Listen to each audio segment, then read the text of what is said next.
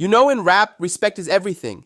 And when someone disrespects you on your own platform, that's a line you can't cross. Tay600 made sure everybody knew that when he went off on 16Shot Visualz. What you was doing on your platform, bro? You was interviewing niggas you know I didn't like, asking them about me, knowing they finna say shit that's gonna be negative about me, bro. Now, I know a lot of people are going to say, man, he can't tell nobody what to say in their interviews. What is he even talking about? And I get that. I totally understand. But here's the thing. Tay600 and 16Shot Visualz weren't just rapper and blogger. They knew each other way before these interviews started. They were homeboys. In fact, Tay600 even agreed to do his very first interview just to help him blow up. So that's why he feels like the responsibility is different. This isn't just some random blogger or journalist. This was supposed to be his friend. And look, before I keep going, do me a favor, hit that like button right now. Let's run this video up to at least 1,000 likes. And make sure you subscribe so you don't miss the next drop. Now, instead of me wasting your time just giving you my opinion, let me break it down.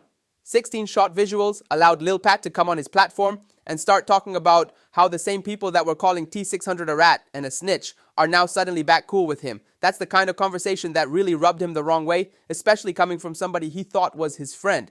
And I want to know what y'all think about it too. Drop a comment down below after you finish watching. Was Tay600 right to feel betrayed, or is this just business at the end of the day? Either way, don't forget to smash that like button and subscribe for more. Doing on your platform, bro? You was interviewing niggas you know I didn't like, asking them about me, knowing they finna say shit that's gonna be negative about me, bro. You know what I'm saying? You know what I'm saying? Like, real shit, bro. Like, you said I did a lot of shit, and you missed a lot of shit for me, but I missed a lot of shit for you.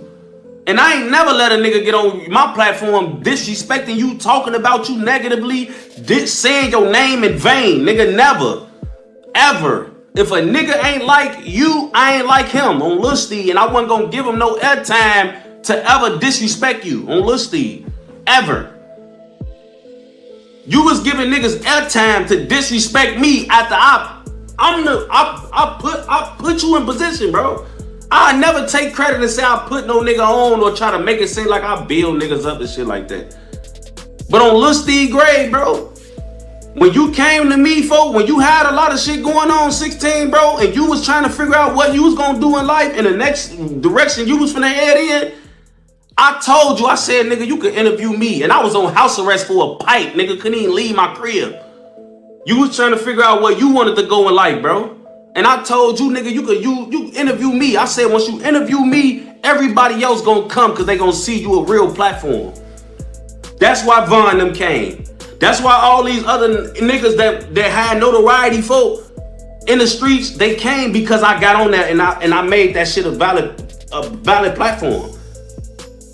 I showed like, all right, niggas with real clout getting on this platform. This bitch, this shit really, this a real platform, folks. I did that, bro. And then, folk, I kept coming and giving you interviews, bro.